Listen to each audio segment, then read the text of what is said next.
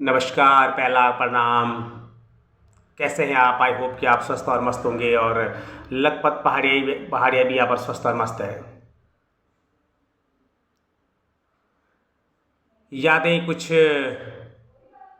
पुराने ज़माने के पैमाने की या गुजरे ज़माने के पैमाने की मैं कुछ यादें तुम्हारे साथ शेयर करना चाहता हूँ।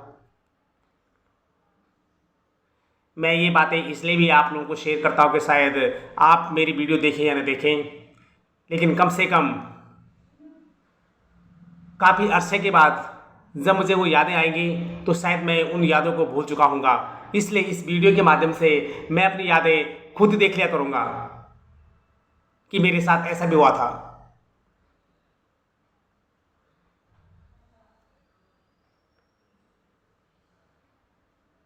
बात कुछ एक ऐसी है, हादसे तो मेरे साथ बहुत हुए हैं, लेकिन एक हादसा उनमें से एक ये भी है। पहले ज़माने में व्यवसाय के नाम पर हमारे पहाड़ों में भेड़ बकरी का पालन हुआ करता था, गाय भैंसों का पालन हुआ करता था। तो बाबूजी आज मेरे बीच में तो नहीं है, लेकिन उनकी यादें हमेशा मेरे बीच में रहेंगी, मेरे दिल में रहेंगी। आज जो भी उनकी बदौलत हूँ, मैं आज यहाँ पर बैठा हूँ तो उनकी बदौलत ही हूँ, न जाने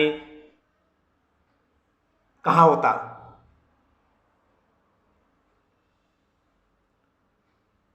हमारा भी एक छोटा सा बकरी का व्यवसाय था। तब मैं I was 11 years old that time. मैं 10-11 साल का था तब। तब से बकरियों का व्यवसाय हमारा था।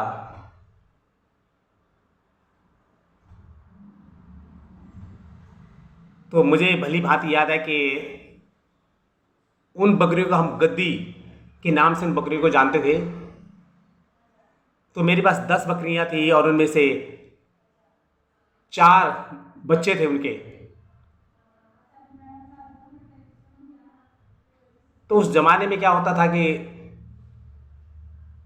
बकरियों को झुंड में लेके जाना होता था किसी और के साथ।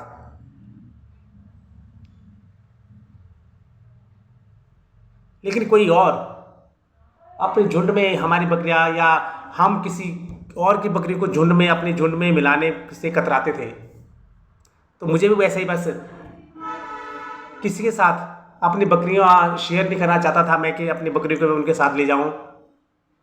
मैं अकेले लेके जाता था। तो जैसे मैं एक दिन एक हादसा मुझे याद आया आज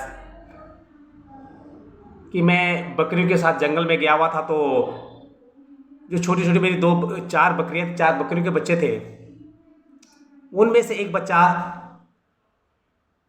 लियोपार्ड, हमारे इधर जो टाइगर कहे या लियोपार्ड कहे या चीता कहे, जो भी कहे, जो होता है टाइगर होता है, उनमें से एक बच्चा उसने उठा लिया। और मैं बच्चा तो था ही, मैंने देखा ही नहीं कि मेरी बकरी में एक बच्चा जो है कि उनमें से एक कम है। मैं घर आया सारी बकरियां लेके शाम को, तो देखा कि एक बकरी का बच्चा है नहीं। तब माँ बापों का बहुत डर होता था तब के बच्चों में, और खासकर मैं तो अपने बाबूजी से काफ़ी डरता था। तो मैंने उनको बताया नहीं कि एक बकरी का बच्चा कम हो गया है। और उन्होंने भी नहीं पूछा, उन्होंने सोचा कि शायद पूरे की पूरी बकरियां घर में आ गई होंगी। लेकिन जब दूसरे दिन भी मैं गया, उसी जगह ले गया बकरियों को और अपने आप खेलने लग गया। फिर बकरी बकरी का जो दूसरा बच्चा था वो भी उस टाइगर ने दूसरे दिन उसका शिकार हो गया वो बच्चा। मैं भी शाम को बकरियां घर लेके आया। और तब एक रिवाज हुआ करती थी, रिवाज में अभी भी होता है कि जब कोई बकरियां जंगल से घर लेके आता है तो घर में घुसने से पहले सबको गिनता है कि सारी बकरियां घर में आ गई कि नहीं आई है। मैंने दूसरे दिन दोबारा गिनी तो एक बच्चा और कम हो गया। तो मेरे शरीर में पसीना पसीना, डर के मारे, बाबूजी के डर के मारे कि अगर उनको पता लग गया कि 2 बच्चे कम हैं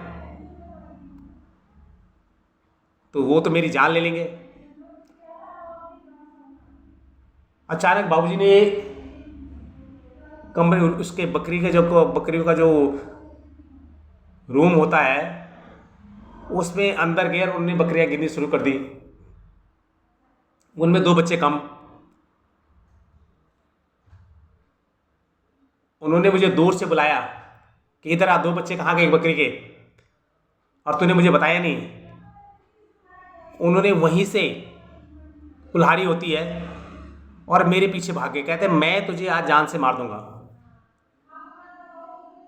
तब 200-300 की बकरी के बच्चे थे, लेकिन 300 तब के ज़माने के आज मे बी 10,000 के बराबर है। जो बकरी तब 300 की थी वो आज 10,000 की है, और जो उस वक्त 500 की बकरा रहा होगा वो आज कम से कम 25,000 का है। और उस ज़माने में, जब जिस ज़माने में कि पैसा कमाने का कोई ऐसा कोई और साधन नहीं होता था,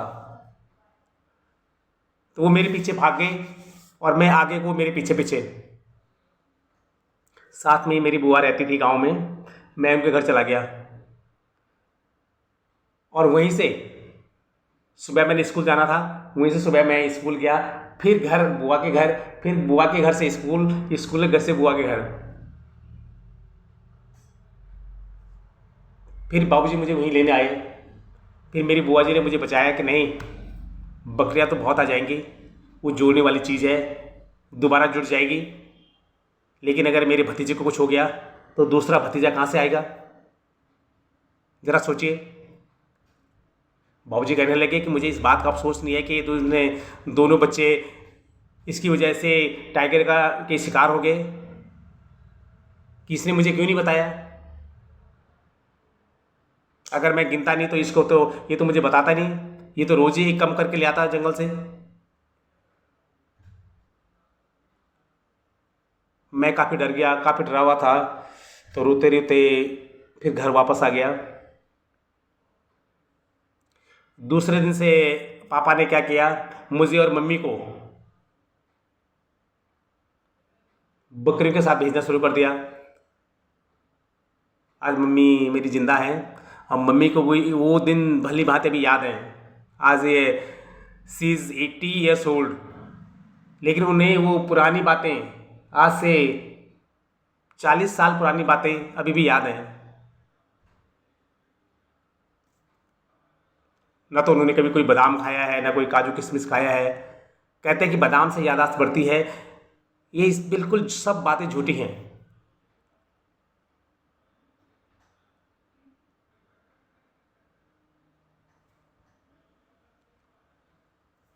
तो आज भी जब मैं घर जाता हूँ मम्मी के पास, मम्मा से वो यादें शेयर करता हूँ, तो हंसने लग जाती है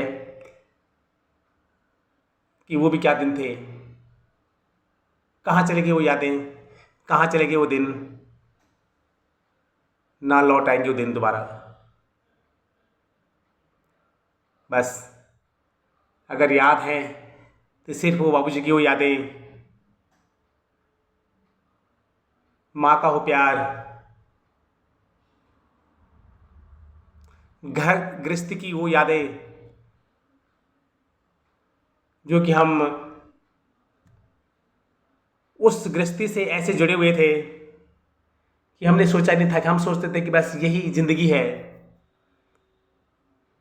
इन पहाड़ों में ही एक ज़िंदगी है। सुबह उठना, स्कूल जाना, स्कूल से घर आना, घर से घर में सारा घर का काम करना, अपने पेरेंट्स के साथ अपना हाथ बटाना, शायद यही ज़िंदगी है।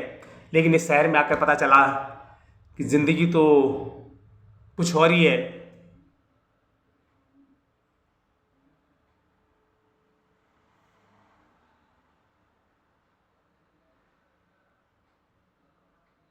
इस भाग दौड़ ज़िंदगी में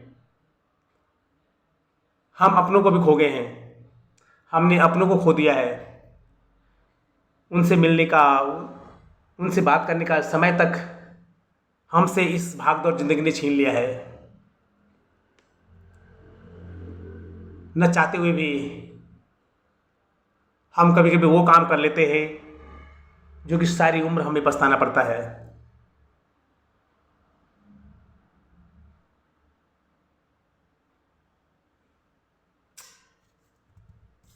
धन्यवाद।